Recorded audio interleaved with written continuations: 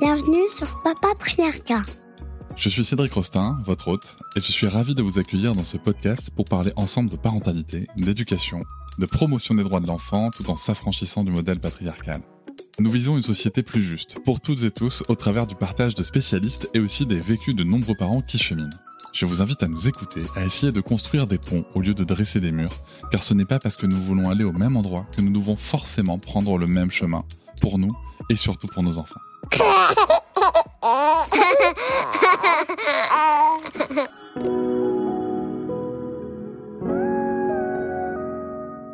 Et si nous prenions le temps de réfléchir à ce que signifie véritablement la justice reproductive dans notre société moderne ? Dans cet épisode, nous allons explorer ce sujet complexe et crucial avec Violaine Dutrot, militante féministe et membre active d'un collectif engagé pour les droits des femmes et des minorités de genre. Violaine apporte avec elle une expertise précieuse et une passion inébranlable pour la justice sociale, façonnée par ses nombreuses années de militantisme et d'engagement communautaire.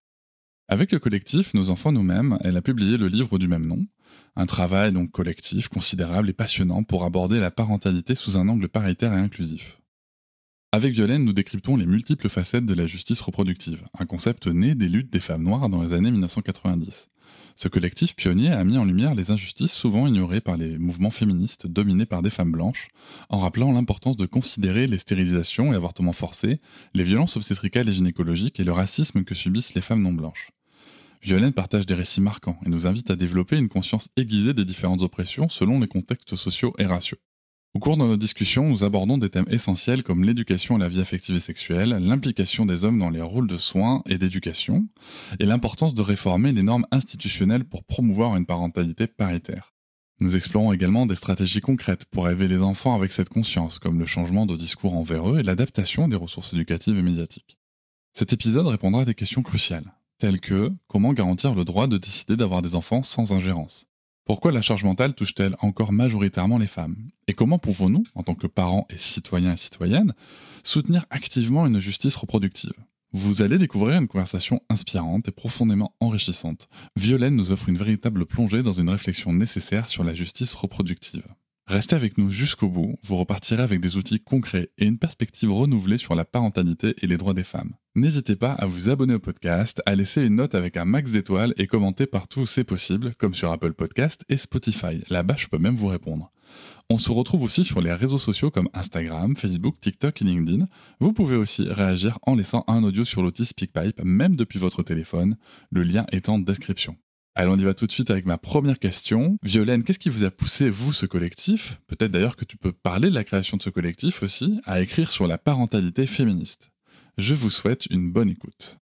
Alors déjà, puisque tu dis qu'on est un collectif, je vais citer mes collègues, ce qui me semble le plus important à ce stade de démarrage. Donc, pour n'oublier personne, je vais citer donc Lucie Béguin, Perrine Benoît, Gundo Diawara, Laetitia Latapi, Anaïs Lebrun-Berry, Héloïse Simon et Fatimata Diagana. Et moi, Violaine Dutrot. Voilà. Qu'est-ce qui nous a poussé à rentrer dans ce collectif et à créer ce livre ? En fait, on va dire qu'on a 3 points communs toutes les 8. Enfin, on en a plein d'autres, mais on est à la fois parents, à la fois féministes et à la fois relativement, on va dire, indignés ou en colère par rapport à certains sujets, situés dans nos parentalités, dans nos vécus parentaux, dans nos vécus de femmes qui ont eu des enfants.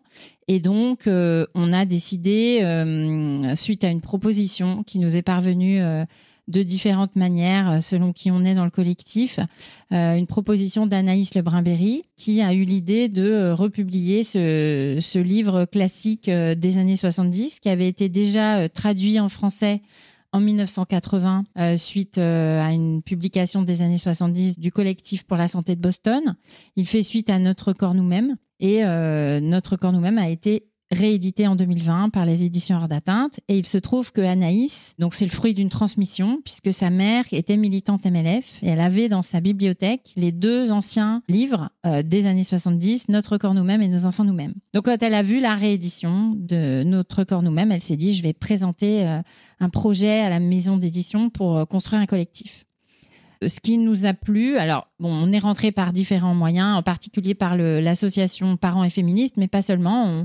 On milite au moins à nous 8 au moins 4 collectifs différents, féministes. Et puis, elle a présenté le projet. Et quand on est arrivé par différents moyens à ce projet, les unes et les autres, ce qui nous a plu, c'est vraiment la démarche.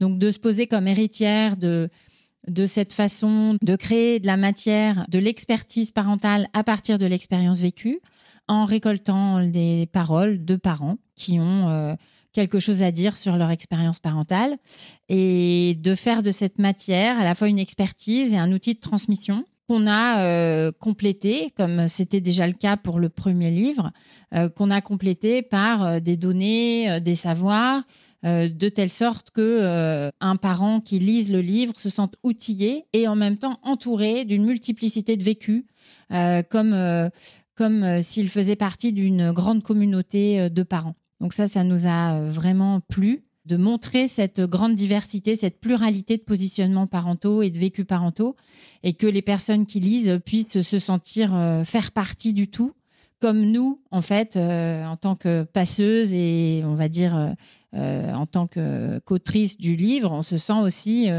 faire partie de ce tout-là, mais avec le crayon à la main.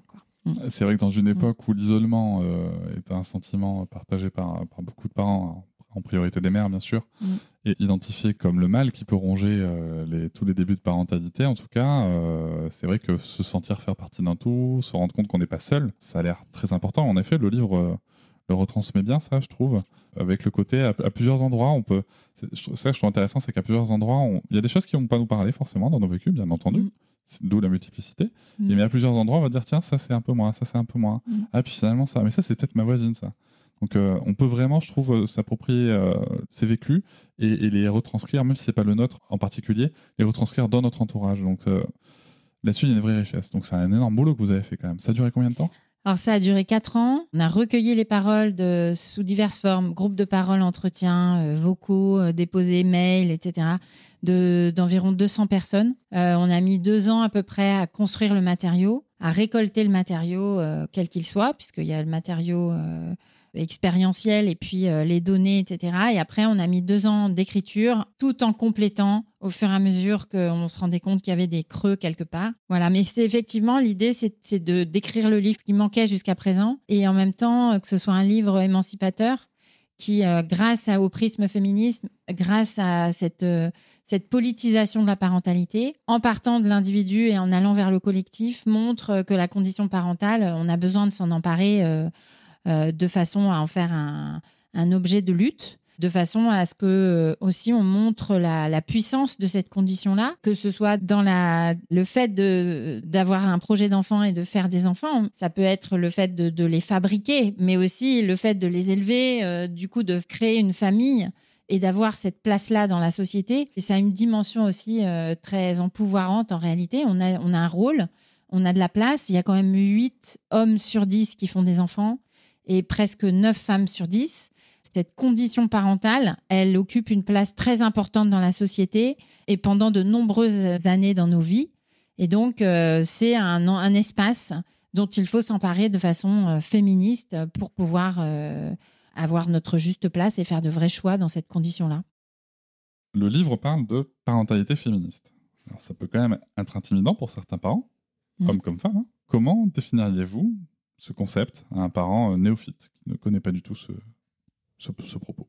Alors, au point où j'en suis aujourd'hui, où on en est, on va dire, de la tournée de cette question qui est posée régulièrement, j'ai rassemblé 8 critères pour l'instant. On en est là, mais les critères augmentent au fur et à mesure qu'on avance parce qu'on n'a pas forcément défini ça de façon très rigoureuse au début de notre travail. Il y a de l'intuition et puis de la réalité, évidemment. Alors d'abord, je dirais que le premier, c'est de s'émanciper des injonctions médicales pour faire des choix qui nous sont propres. Ça, c'est un peu dans la continuité de notre corps nous-mêmes. Hein.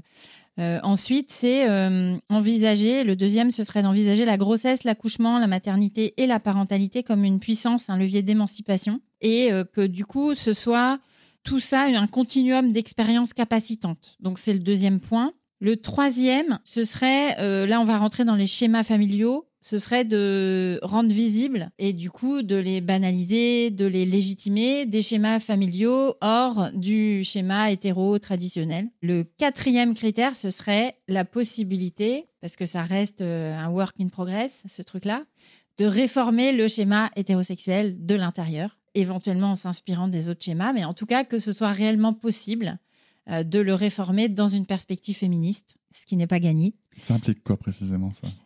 Ça implique de lutter contre les rapports de domination au sein du schéma traditionnel, ce qui est quand même assez...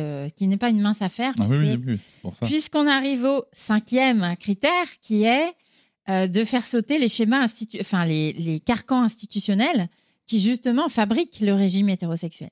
Donc là, on a tous ces carcans qui empêchent cette possibilité. Donc, par exemple, les lois encore sexistes comme le congé paternité qui n'est pas encore équivalent au congé maternité. Je renvoie notre auditoire vers l'épisode déjà enregistré avec Violaine et dont je soutiens encore et toujours la proposition dans son livre Maternité, Paternité, Parité. Voilà, donc il y a aussi la fiscalité qui est très injuste avec le quotient conjugal notamment. On a l'orientation scolaire qui reproduit des inégalités professionnelles, le fait que le soin ne soit pas valorisé dans la société. Enfin, il y a un certain nombre de carcans institutionnels qui doivent sauter pour qu'on puisse se réformer correctement chez soi. Parce qu'en fait, avec la persistance de ces carcans, on a beau faire tout ce qu'on peut, il y a des choses sur lesquelles on n'a pas prises. Et en plus, si je peux me permettre... Maintenant que j'ai une enfant scolarisée, il y a quand même des choses de l'institution qui rentrent dans la maison via les enfants, quoi. Bien sûr, bien sûr. C'est-à-dire que ça vient, quelle que soit ton idée éducative au départ, tu te retrouves complètement pollué par la façon dont les institutions conçoivent ton rôle et conçoivent la façon dont tes enfants sont censés être éduqués. Donc c'est complètement empêchant. On est vraiment dans un empêchement institutionnel qui vient à plusieurs niveaux et de plusieurs lieux. Alors le 6e critère, ce serait de développer sa conscience et son action volontariste pour lutter contre les oppressions multiples, donc d'avoir une approche intersectionnelle et de se dire qu'il n'y a pas que les questions de genre, bien sûr. Il y a aussi d'où l'on vient en termes de classe. Si on n'est pas identifié comme blanc, on vit un certain nombre de discriminations. Si nous ne sommes pas valides, c'est pareil. On a des rapports pluriels d'oppression et c'est très important de travailler dessus, de ne pas se placer que dans une perspective blanche, valide, adulte, exactement. Donc, on a ce 6e critère. Après, je rajouterais que ce qui est le plus évident quand on parle de parentalité féministe, c'est l'éducation qu'on va donner à ses enfants. Et donc, c'est de procurer, en tout cas, de dispenser une éducation la plus éloignée possible des stéréotypes et la plus critique vis-à-vis de ces normes de genre. Ce qui suppose aussi de travailler sur le modèle parental qu'on renvoie à nos enfants, puisque les enfants nous imitent, évidemment, et qu'on est leur première... sphère de socialisation en tant que parents. Donc là, on a un travail non seulement à l'intérieur de la famille, mais comme tu le disais, on a aussi un travail avec les institutions, parce que ça suppose d'engager une démarche de coéducation avec toutes les sphères qui environnent les enfants et qui participent de leur éducation avec nous. Donc évidemment que là, on a aussi un gros chantier qui nous dépasse. Donc ce serait le 7e critère. Et ce matin, j'en ai rajouté un autre. On a aussi, dans la parentalité féministe, quelque chose qu'on a fait dans ce livre, qui transparaît dans ce livre et dont on a parlé au début, qui est le fait de créer une communauté de parents et donc de créer un espace possible pour la solidarité entre parents et la reconnaissance de la pluralité des expériences parentales, comme une espèce de sororité au niveau de la parentalité, avec un non-jugement, un soutien et puis du coup un espace de politisation de cette condition parentale. Donc faire de cette condition un terrain de revendication, d'émancipation, et tout ça dans une perspective progressiste, c'est-à-dire évidemment à l'inverse de la posture conservatrice que peuvent avoir un certain nombre d'acteurs ou d'actrices impliqués dans le droit ou la place ou la vie des familles dans cette société. C'est hyper intéressant de se rappeler qu'au moment où on enregistre, donc nous sommes le 24 octobre 2024, rappelons-nous que nous avons un nouveau gouvernement depuis quelques temps, parce que vous parliez des familles, mais on a eu un ministère de la famille, par exemple, ce qui va totalement à l'encontre, et ça joue vachement du coup sur l'aspect très institutionnel qui est représenté là même dans le nom même du ministère où il y a un modèle. Donc pour ne pas décourager qui que ce soit, ça ne veut pas dire du tout que c'est perdu, ça veut au contraire dire qu'on a encore plus besoin de se rassembler, de lutter, chacune à son niveau, bien sûr. Attention, pas d'injonction militante par ici, mais voilà. En tout cas, on en a besoin pour nous et pour nos enfants, pour nous-mêmes.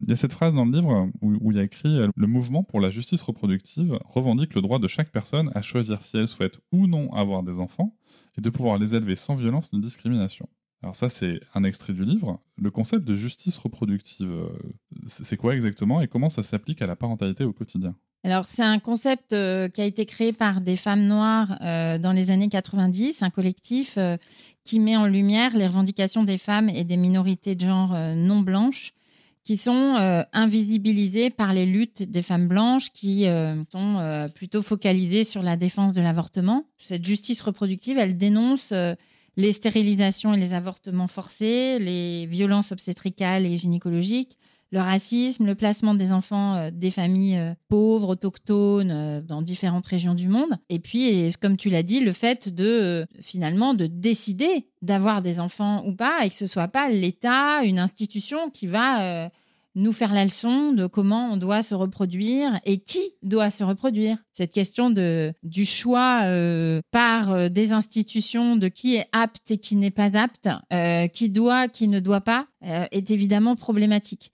Alors, au quotidien, il n'y a pas d'impact particulier, si ce n'est de répondre à ce que je disais dans la question précédente, à savoir avoir conscience que ce qu'on vit soi-même, si on est une personne blanche, n'a potentiellement rien à voir avec une autre personne qui n'est pas, alors quand je dis blanche, mais qui est dans tel niveau social, etc.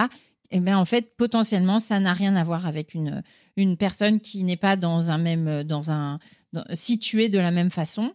Et donc, cette conscience que des oppressions plurielles peuvent affecter les femmes, les parents, les familles, surtout les femmes en l'occurrence là, de façon très différente.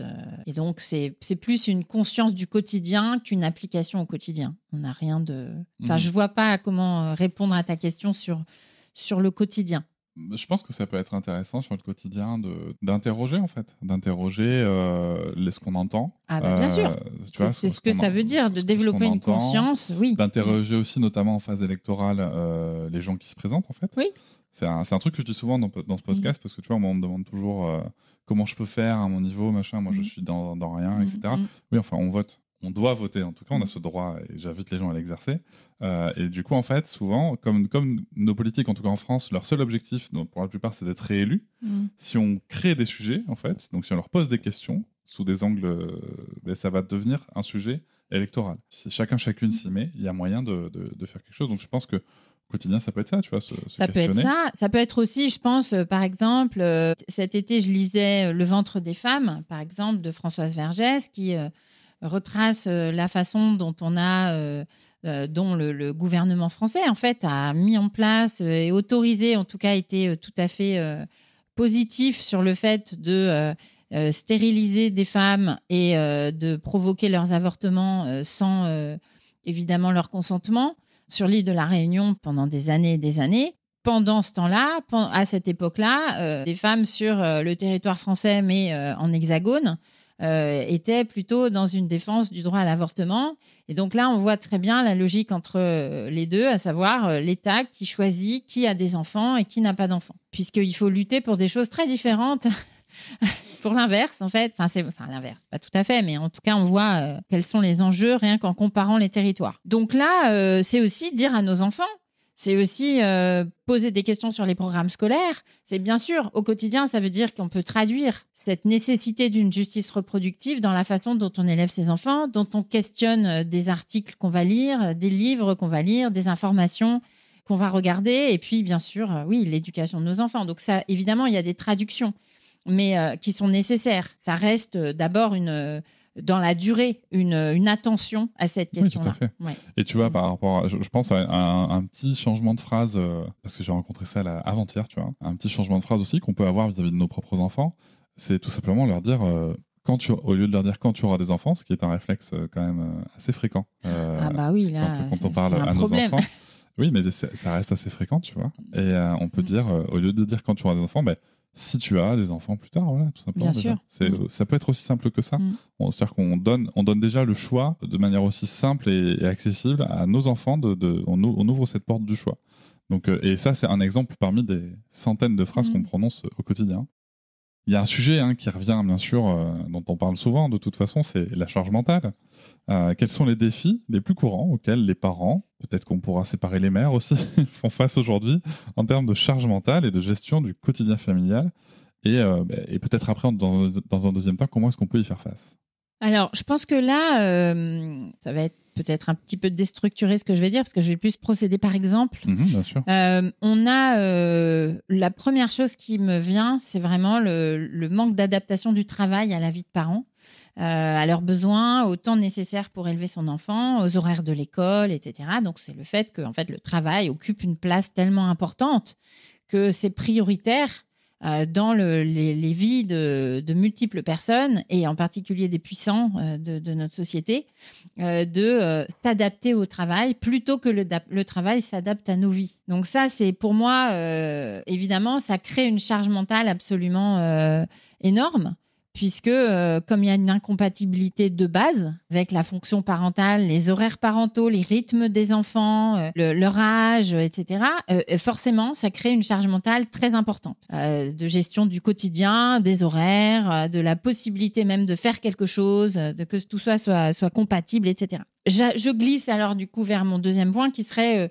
le fait que cette adaptation au travail, elle crée une multiplication des horaires au sein d'une famille. Donc, on a une charge mentale qui peut être, dans beaucoup d'endroits, liée au fait que les adultes, ensemble, déjà, n'arrivent pas à avoir des horaires compatibles, qu'en plus, ça peut ne pas être compatible avec les horaires des enfants, et que rien que, par exemple, sur la préparation d'un repas, l'heure du coucher, etc., il peut y avoir...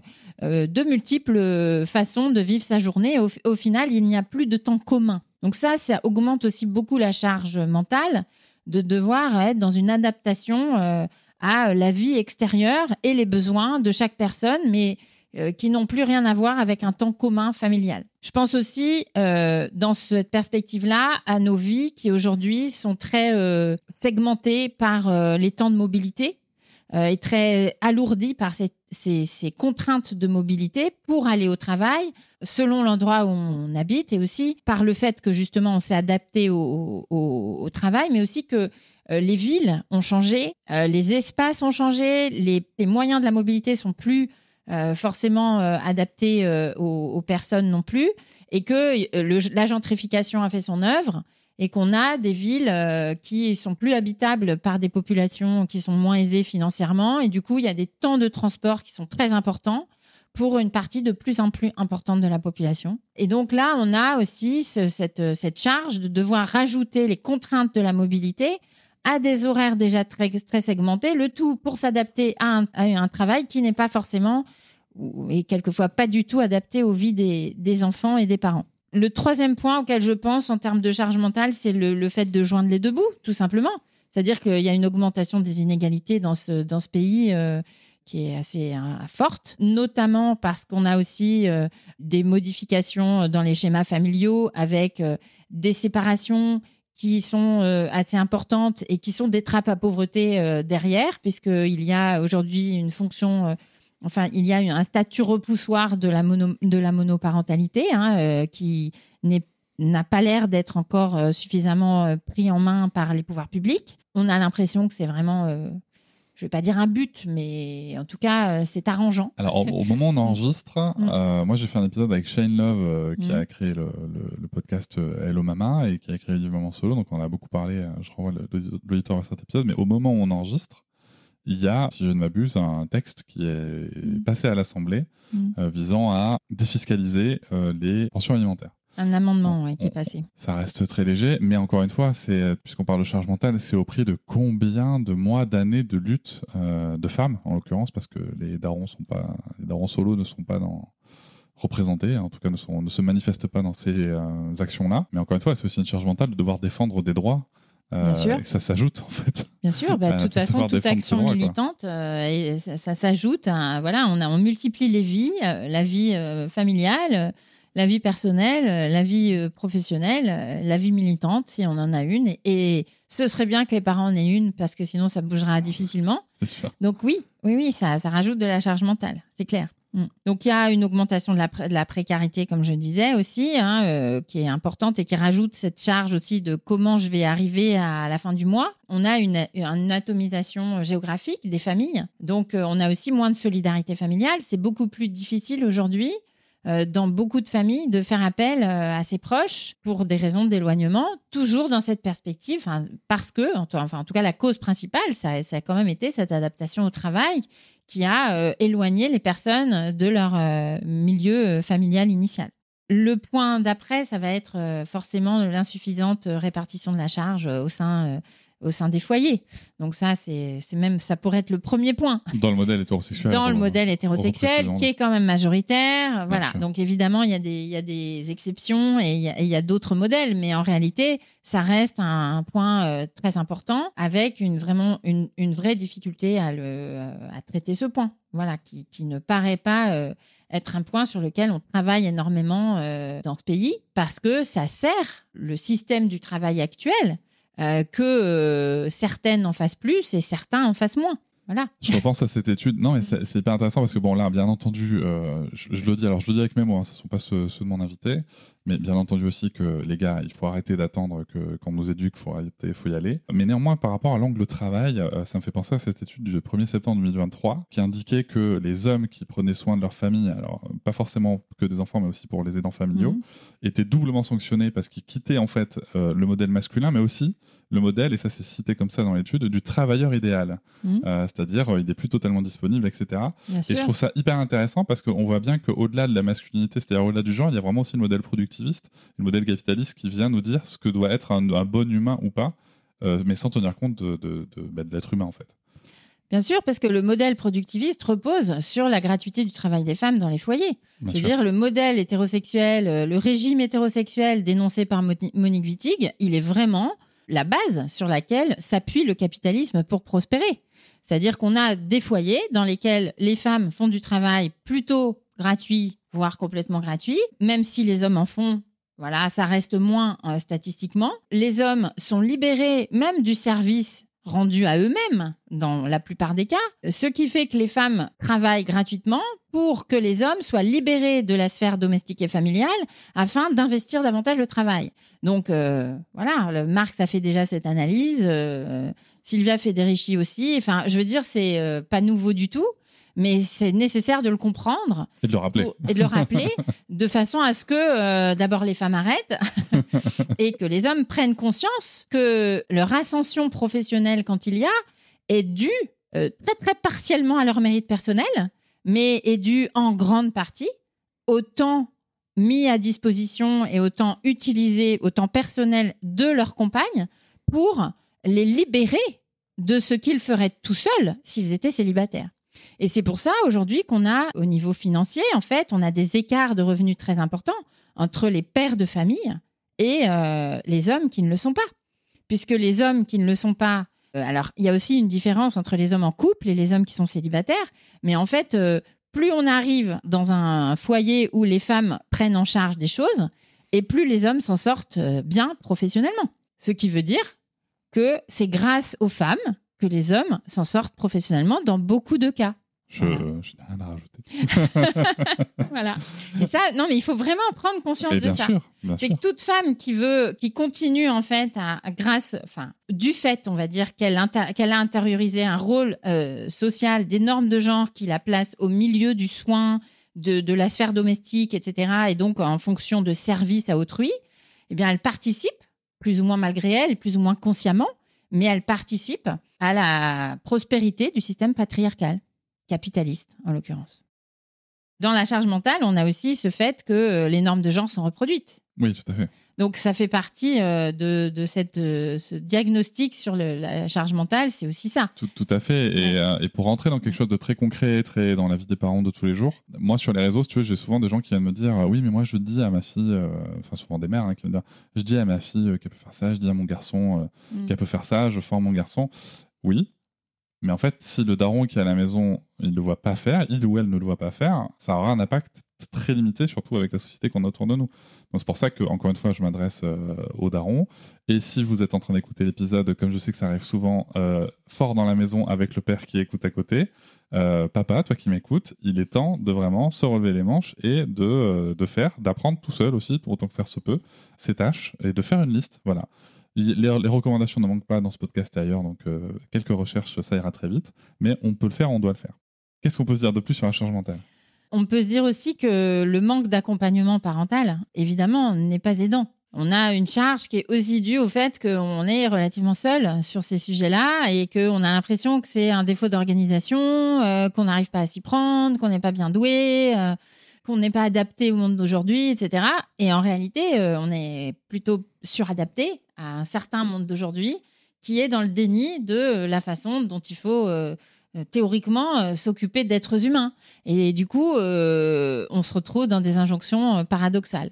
Et je voudrais rajouter aussi un autre point, c'est les injonctions à l'éducation parfaite, bien faite, etc., qui rajoutent de la charge mentale. Parce qu'on a toujours l'impression d'être des parents imparfaits, de ne jamais faire correctement. Et ça, c'est une charge très importante aussi à porter, qui vient aussi culpabiliser les personnes, et en particulier les mères. Oui. Alors après, sur l'éducation parfaite, là aussi, on va retrouver quand même différents sujets de genre, parce que c'est aussi quand même quelque chose qu'on applique beaucoup aux femmes, de devoir avoir une éducation parfaite. Il n'y a que dans les sujets de discipline, potentiellement, qu'on va venir chercher le père, puisque, soi-disant, le père devrait incarner la loi, intimider l'enfant, pour citer Caroline Goldman. Donc une grosse connerie, bien sûr. Mais au-delà de ça, c'est hyper intéressant parce qu'encore une fois, je vais émettre une idée qui ne concerne que moi en l'occurrence, mais on est aussi dans cette culture du résultat, tu vois, en France. C'est-à-dire qu'une éducation parfaite, c'est-à-dire qu'on regarde le résultat, on oublie qu'en fait la vie, la relation avec les gens, c'est un processus en fait. Dans un processus, il y a des fois on fait ce qu'on s'attendait à faire, donc on réussit. Il y a des fois en fait on fait pas ce qu'on s'attendait à faire, donc on échoue, mais enfin on est plutôt en situation d'apprentissage. Et ça, j'ai vraiment l'impression que c'est quelque chose qui est très porté aussi par les entreprises, tu vois. Donc on s'en éloigne de plus en plus. En effet, on est dans le résultat. Est-ce que je suis un bon parent ou un mauvais parent ? Est-ce que je peux pas être un parent qui apprend tous les jours ? Tu vois, ça n'existe plus dans les réflexions communes, quoi. Mais en effet, c'est bien de le rappeler. Ouais, ce que tu me dis, ça me rappelle aussi cette propension que nous pouvons avoir dans certains foyers à reproduire les codes du travail dans la maison. Bien sûr. Donc, la liste de tâches, l'efficacité, le fait de faire plusieurs tâches en même temps, d'être performant, enfin, ce que tu dis, mais vraiment incarné au quotidien, dans tous les actes, c'est-à-dire qu'est-ce que je peux faire d'optimal en 2 heures parce que j'ai 2 heures devant moi, il faut qu'un maximum de tâches rentrent dans ces 2 heures. Et en fait, on ne s'autorise pas à faire les choses quand on fait ça, parce que c'est assez difficile de s'en détacher, mais on peut y arriver quand même. Mais quand on est dans ce mouvement-là, en fait, on est un peu en dehors de la vie. C'est-à-dire que la vie, ce serait quand même de se dire... pourquoi je ne mettrais pas 3/4 d'heure, si je veux ? Et pourquoi pas à faire quelque chose qui pourrait être fait en 5 minutes ? Qu'est-ce que ça peut bien faire ? Mais comme tu disais, il y a les horaires aussi. Voilà. Oui. Moi, personnellement, alors là, encore une fois, je reviens sur une expérience personnelle, mais j'ai connu 2 ans d'instruction en famille, et pourtant, je pouvais faire des trucs que des gens trouveraient hallucinants. C'est-à-dire que je pouvais travailler jusqu'à minuit, 1h. Mais en fait, je travaillais jusqu'à minuit, 1h, et je prenais rarement des vacances. Parce que, en fait, ma vie était sur un rythme qui me convenait, et j'avais pas ce besoin de vacances. Oui. Alors qu'en entreprise, j'avais vraiment besoin de prendre des vacances, tu vois. Et depuis que ma fille est scolarisée, en effet, je raisonne maintenant sur, ok, alors maintenant, je rentre à la maison à 9h30. De telle heure à telle heure. Et je dois repartir à telle heure. Oui. Qu'est-ce que je peux faire ? Faut que je mange, faut que machin. Je m'autorise en plus toujours une pause minimale, si tu veux. Et c'est ça, en fait. On revient dans la gestion du temps en permanence. C'est ça. Et autant, je pense quand même que les compétences qu'on peut apprendre en entreprise peuvent nous servir à la maison et que c'est cool. Et l'inverse est tout aussi vrai, soit dit en passant. Mais en effet, il faut peut-être pas tomber dans le piège d'en faire un maximum dans un temps donné. Parce qu'en plus, souvent, c'est pas se fixer des objectifs. Enfin bref, on va partir sur autre chose. Mais c'est vrai que moi, en tout cas, j'ai bien senti la différence entre un moment où en fait, la vie en instruction en famille faisait que c'était... Je vais suivre le rythme de mon enfant et je vais voir comment est-ce que je peux caser du travail à quel endroit. Et là, maintenant, en fait, c'est rythmé, c'est scolaire. Et le temps scolaire ressemble beaucoup au temps d'entreprise. Donc voilà, c'est pas pareil. Ouais. Ce qui compte, c'est quand même de trouver ce qui nous convient. Parce que de toute façon, il y a des gens qui ont besoin que tout soit planifié, des gens qui ont besoin que ce soit beaucoup plus cool et flexible, etc. Donc, à la limite, moi, ça me paraît pas important de dire ce qui va pas, mais plutôt de se dire il faut rester critique et sentir quand c'est dysfonctionnel, de façon à prendre de la distance avec ce qui nous est imposé et ce qu'on reproduit parce qu'on n'a pas pris le temps de se poser des questions sur cette reproduction-là et qui, en fait, peut stresser tout le monde. Si on est sécurisé avec le fait de tout planifier, de faire plein de choses en même temps et d'être efficace, pourquoi pas ? Et ça peut être très sécurisant pour certaines personnes et pour d'autres, ça peut être une plaie. Donc, c'est vraiment important de trouver un espace pour pouvoir réfléchir à ce qu'on reproduit malgré soi. C'est ça qui est le plus important. Sans axer le propos uniquement sur l'IUF et instruction famille, mais c'est juste que par rapport aux choix inconscients qu'on peut faire en termes de reproduction, moi je sais que souvent tu vas me poser la question pourquoi vous avez choisi l'IUF, et moi en fait je disais à chaque fois avant de répondre, je vais te demander pourquoi est-ce que tu as fait le choix de la scolarisation. Oui. Et là les gens se rendent compte qu'en fait ils ont fait un choix, mais sans ils ont juste fait comme tout le monde. Et c'est là, c'est vrai que c'est intéressant, et en même temps ça peut faire peur de ne pas faire comme tout le monde. Bien sûr. Oui, tu te mets hors de la norme. C'est là que tu es potentiellement ostracisé, etc. Bien sûr. Moi, je pense que je n'ai pas de conseils vraiment à donner, si ce n'est de toujours se poser des questions. Je trouve que ça, c'est quand même la première chose. Mais surtout, de se rendre compte qu'il y a plusieurs façons d'envisager ce qu'on fait, quoi qu'il arrive. Et c'est aussi pour ça qu'on a travaillé dans ce livre à récolter plein de témoignages. Donc, j'ai envie de dire, lisez le livre. Ça va peut-être vous donner des pistes. Mais aussi, pensons, il me semble, et c'est un peu le fil conducteur du livre, pensons qu'il n'y a pas que des solutions individuelles, il y a forcément des solutions collectives. Donc, il y a des espaces aussi de militantisme nécessaires. On ne peut pas envisager seulement les choses sous l'angle de la résolution personnelle, surtout quand le même problème est partagé par tous les foyers de France. En réalité, ça veut dire qu'il y a un problème collectif et que c'est politisable.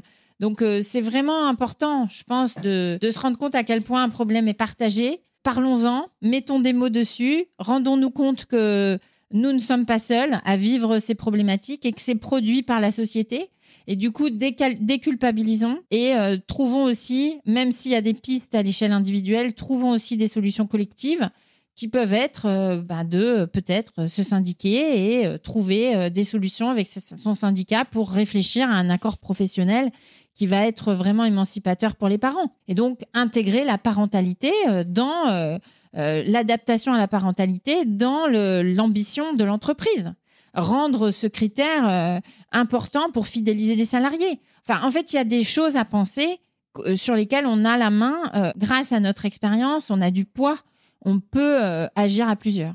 Oui, justement, il faut savoir aussi qu'il y a de belles initiatives, notamment une portée par deux femmes hyper intéressantes, qui est le Parental Challenge. C'est porté par Judith Akian et Selma El Mouissi. Voilà, n'hésitez pas à en parler à vos entreprises, parce qu'en plus, il y a tout un tas de choses à mettre en œuvre qui ne coûtent rien en entreprise. Elles font un travail formidable là-dessus. Et après, il y a des choses un petit peu plus ambitieuses, mais c'est intéressant de le savoir. Et en effet, sortir de cette vision, à quel point et pourtant je suis coach, mais je te rejoins, c'est qu'à un moment le coaching, la vision individuelle a forcément ses limites, et il ne suffit pas de dire, et je vois beaucoup trop de messages comme ça, quand on voit on peut, c'est pas aussi simple que ça. Il y a des choses qui sont systémiques, et à faire croire aux gens en plus qu'il suffit de vouloir pour pouvoir, déjà c'est hautement dangereux pour la santé mentale, je pense. Mais ça fait vraiment développer le marché du développement personnel. Aussi, parce que le capitalisme est notre ami pour la vie. Il a ouvert la porte. Alors, dans le livre, vous abordez aussi un autre sujet qui est très sensible, la question des violences obstétricales et gynécologiques. Comment les parents, je dis les parents en me disant que les deux parents, coparents s'investissent sur le sujet, peuvent-ils se préparer à éviter ces violences? Et si elles surviennent, comment est-ce qu'on peut s'en remettre, en parler, etc. Alors, on parle de plusieurs violences dans le livre, puisqu'on a aussi un livret sur les violences dans la famille. Concernant les violences les violences pendant la grossesse ou pendant les suivis gynécologiques, la première chose à faire, moi je dirais, c'est de lire Notre corps nous-mêmes, qui est quand même un livre fondateur, enfin un livre très important pour prendre conscience de tout ce qu'on peut faire et de tout ce qui est problématique dans notre apprentissage de notre rapport au corps. quand on est une femme. Et puis, moi, il me semble aussi que les réponses que j'ai apportées à ce que c'est qu'une parentalité féministe peuvent aussi être reprises là, puisque le fait de connaître ses droits, de critiquer la place, en tout cas le rapport au monde médical qui peut mettre le monde médical comme ce sont les personnes sachantes et nous on ne sait pas, etc. Enfin ça c'est aussi, il faut remettre les choses en place de façon à ce qu'on puisse faire une vraie place à notre consentement dans tous les actes médicaux et donc créer une culture du consentement, c'est un point clé, et notamment avec nos enfants. C'est-à-dire qu'on doit aussi, nous, apprendre à dire non devant nos enfants. Et ça, c'est pas une mince affaire pour les femmes qui sont beaucoup dans le faire plaisir. On est beaucoup socialisés à ça. Donc, c'est vraiment un apprentissage. C'est aussi, on est aussi beaucoup, nous, dans la socialisation, dans une socialisation à une potentielle mésestime de nous-mêmes. Ne pas se faire confiance, c'est quand même un trait très partagé par les femmes aussi. Et donc, c'est assez important de se faire confiance et pour ça, travailler sur l'égalité dans les rapports le plus possible avec le monde médical, se dire qu'on a le droit de dire non, qu'on doit nous poser la question, l'exiger, être soutenu dans ces choix-là. Donc, c'est là que les coparents peuvent être assez importants aussi dans la fonction de soutien. Je pense que plus largement, s'impliquer d'une façon ou d'une autre dans le fait de donner des moyens aux soins. C'est-à-dire qu'aujourd'hui, le système de santé, le système de soins, ce sont des lieux qui ne sont pas assez dotés en moyens, où les personnes ne sont pas forcément assez formées. Beaucoup de personnes font leur travail avec beaucoup de difficultés, sont tout à fait conscientes que les moyens n'y sont pas, qu'elles aimeraient faire mieux et elles aimeraient faire avec plus d'humanité, plus de temps, plus de questionnements. Et je pense que c'est à nous aussi, citoyens et citoyennes, d'aider ce monde-là à faire mieux. On n'a pas seulement à être dans une position d'exigence, mais aussi dans une position de soutien. Voilà, comme à 20h tous les jours pendant le Covid, ça aurait été bien que ça continue. C'est-à-dire que là, il faut aussi qu'on se rende compte que c'est grâce ou à cause de nous aussi. Il n'y a pas que... il y a évidemment les fonctions politiques, mais il y a notre façon de soutenir le monde soignant qui joue pour obtenir le soin qu'on aura dans la société. C'est aussi accepter de payer des impôts pour ça. C'est aussi refaire de l'espace public, du service public, une valeur partagée, voulue, collective. Enfin, c'est un espace, c'est le patrimoine de tout le monde, en fait. Il faut être très conscient et très consciente de ça. Et ça, on est loin, je trouve. On peut en effet, moi quand j'en parle, j'ai souvent tendance à dire que l'exigence, ça doit être avant tout envers les personnes qui décident de ce que va être ou pas le service public, personnes à qui on confie les clés en fait. Et on a tendance en effet à s'opposer entre nous pendant qu'au-dessus, ça en fout pas grand-chose, voire même ça peut en rigoler. Après, sur le comment faire pour quand on en a subi des violences obstétricales ou gynécologiques, après ces 4 ans passés sur ce livre, où on a vu le bien que ça a fait à des tas de personnes, des dizaines et des dizaines de personnes nous ont renvoyé je vais pas dire le bien-être, mais à quel point ça leur a fait quelque chose de positif, de formuler, de partager, d'être ensemble, de partager des expériences croisées, proches ou pas. Et donc, le groupe de parole, c'est un lieu formidable pour formuler, pour prendre conscience, pour être ensemble et pour se dire les choses, pour les légitimer. Donc, ça peut faire avancer beaucoup. Et du coup, on doit légitimer nos vécus, absolument. Ne pas les garder en soi, mais être vraiment dans un partage pour les légitimer. Tout à fait. Après, ça peut être un groupe de parole ou une démarche individuelle. Bien sûr. Chaque personne fasse Bien ce sûr. qui lui parle. Ouais, je parle de ça parce que... c'est important. Mais en effet, les groupes de parole, ce qu'il y a d'hyper intéressant, c'est qu'il y a vraiment ce côté... Là, je vais pas parler de culpabilité, mais je vais peut-être parler de honte aussi. En fait, on peut enlever de la honte d'avoir subi sans rien dire et de se rendre compte qu'en fait, parce qu'on n'est pas toute seule à avoir vécu des choses et du coup, et que les gens parlent et qu'en fait, on se rend compte que c'est pas nous le problème et ça peut enlever une part de honte qui revient souvent quand même aussi dans les vécus. De nombreuses familles ne correspondent plus au modèle traditionnel. Et oui, la famille du couple hétérosexuel qui reste ensemble pendant 60 ans et qui fait 2,6 enfants.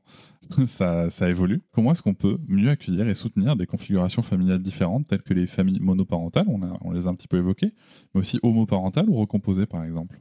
Je ne vais pas faire une réponse très très longue là-dessus parce que je pense qu'on a vraiment fait ce travail dans nos enfants nous-mêmes de rendre visibles les marges. Ça a vraiment été notre guideline, notre guide en fait. On s'est dit qu'on allait banaliser les différentes formes de famille de façon à ce qu'elles puissent devenir des sources d'inspiration pour la famille plus normative que constitue la famille hétérosexuelle traditionnelle. Donc, les rendre visibles, ça veut dire les rendre banales, les légitimer, voilà. C'est aussi considérer qu'elles doivent rentrer dans le droit commun.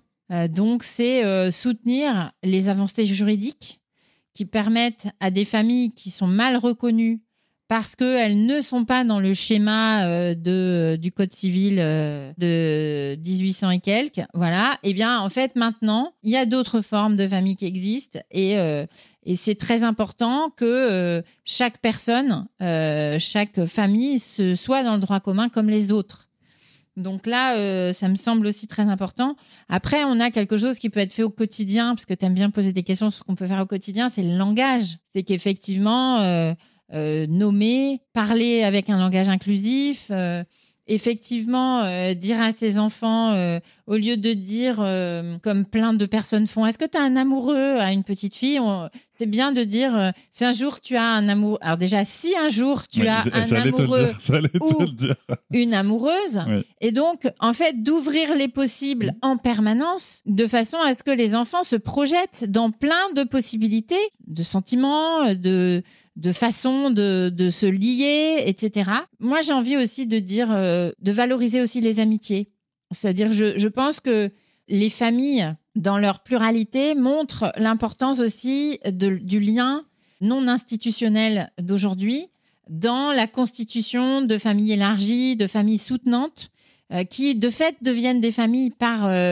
l'exercice d'une solidarité avec de l'amour entre les personnes, mais qui ne sont pas forcément des liens amoureux. Et donc, c'est aussi important de valoriser les amitiés autant que de valoriser les vies amoureuses et les épisodes amoureux ou l'amour en général, tel qu'on le voit dans l'amour romantique éventuellement conjugal, mais il y a des schémas différents et c'est très important d'avoir en tête toutes ces possibilités. Et puis après, moi, j'ai envie juste d'ajouter le fait que, puisque c'est l'exercice qu'on a fait dans nos enfants nous-mêmes, c'est de cultiver de toutes les façons possibles cette vision plurielle et empathique qu'on a, nous, essayé de traduire dans nos enfants nous-mêmes en multipliant tous ces témoignages. Je pense qu'au quotidien, on peut aussi le faire en valorisant, montrant, en choisissant des livres jeunesse, en choisissant les produits culturels, quels qu'ils soient, de façon à ce que nos enfants et nous, en fait, on soit questionnés et de façon aussi à renvoyer ce questionnement autour de nous sur d'autres possibilités de faire, d'agir et de se lier que ce qu'on a choisi nous, en fait.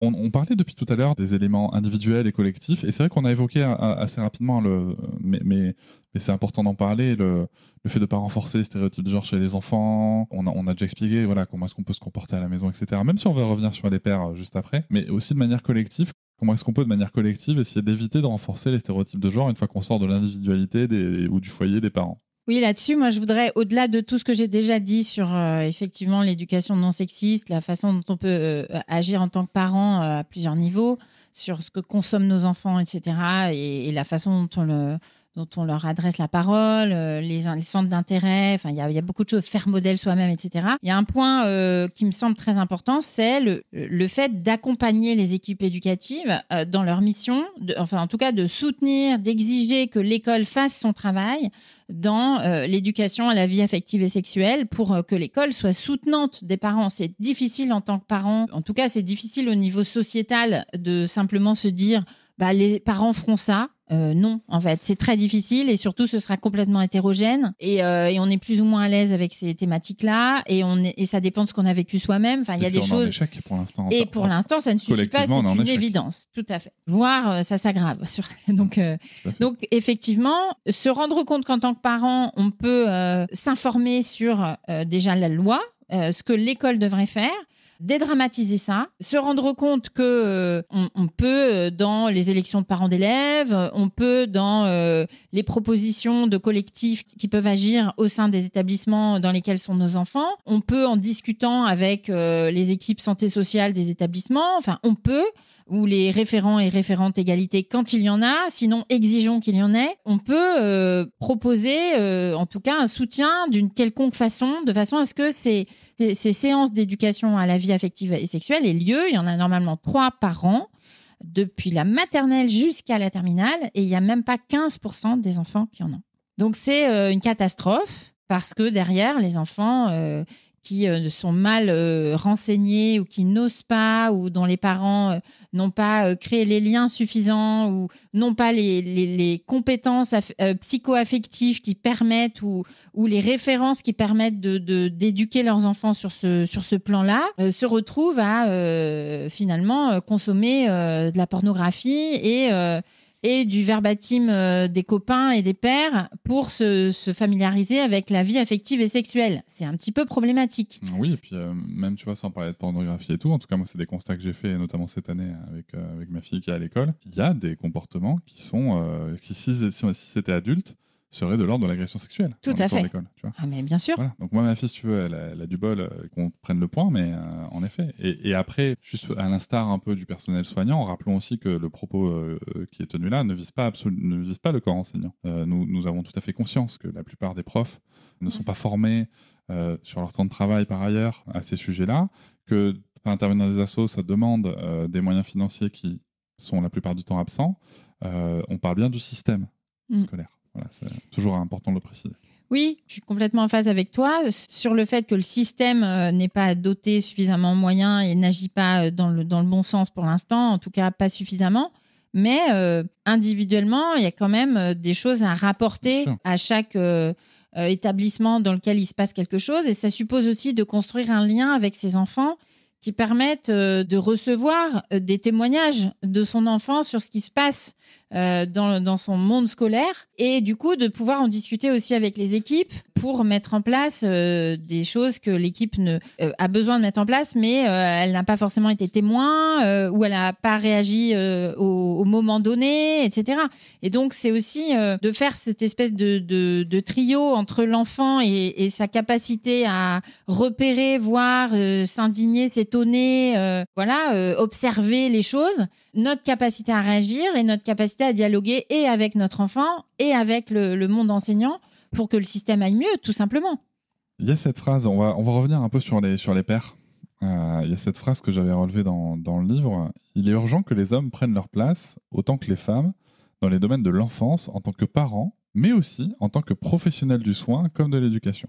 C'est vrai qu'on a parlé un peu là, des pères dans le foyer, mais du coup, ça va bien au-delà, en fait. Donc, comment est-ce qu'on peut encourager une implication plus active des pères et donc des hommes au global et quels sont les obstacles que les hommes rencontrent? Alors là, moi, je mettrais en priorité, alors je dis moi, mais on a fait ensemble dans le collectif le même constat, donc c'est vraiment quelque chose qui est dans le livre à chaque fois, c'est qu'il y a une part individuelle et une part institutionnelle collective. Les empêchements institutionnels sont assez importants. Tant que quelque chose n'est pas la norme, c'est, comme tu l'as souligné, très difficile de s'en extraire. Mmh. On devient quelqu'un de marginal quand on prend 8 mois de congé parental en tant qu'homme, que ça ne se pratique pas dans son milieu professionnel, qu'on le fait 3 fois de suite parce qu'on a 3 enfants et qu'on a décidé que c'était important d'être présent à ce moment-là comme... plein de femmes le décident en réalité et on va se retrouver dans une situation de grande marginalité sur le plan professionnel et aussi dans l'entourage qui va faire des remarques, etc. Donc pour moi, Et pour nous, je suis tout à fait capable de parler au nom du collectif, ce qui n'est pas le cas sur toutes les questions, évidemment, puisqu'il n'y a que moi qui suis là aujourd'hui. Donc, je ne m'engage pas à chaque fois pour tout le monde, mais il y a un vrai travail à faire au niveau de nos exigences sur le cadre institutionnel. Je reviens sur cette histoire de congé paternité qui n'est pas du tout égal au congé maternité, donc congé de deuxième parent par rapport au congé maternité.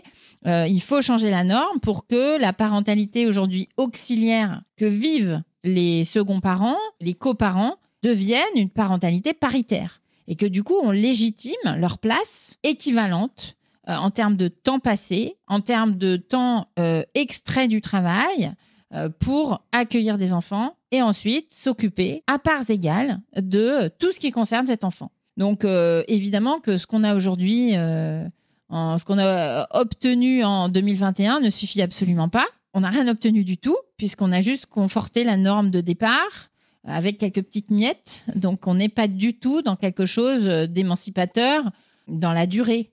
En fait, on nous a ralenti dans la course vers la mise en place d'une réelle égalité en mettant en place cette petite loi. Enfin, moi, je suis assez en colère sur le sujet.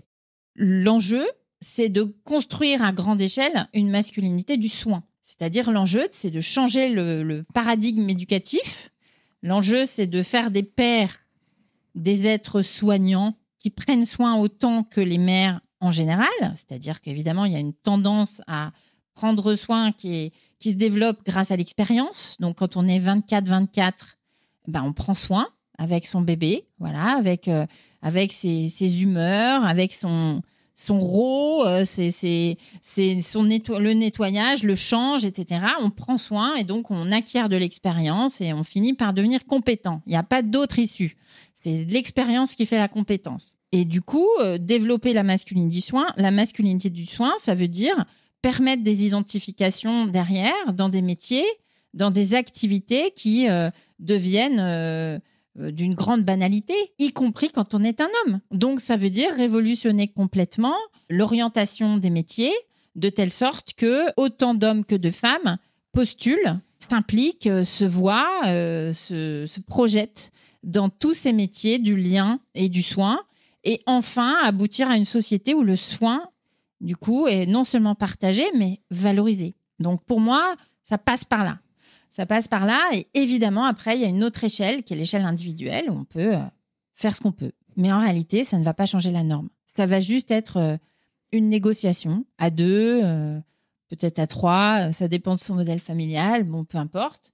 Mais en réalité, ça va pas être révolutionnaire. Non, mais encore une fois, après, ça dépend aussi, tu vois, de ce qu'on peut faire. Moi, je reste toujours sur cette idée de... Ça va pas changer la norme, néanmoins, ça va changer les exemples existants autour. Tout à fait, c'est pas inutile. Je prends toujours, par exemple, mes neveux qui ont aucune...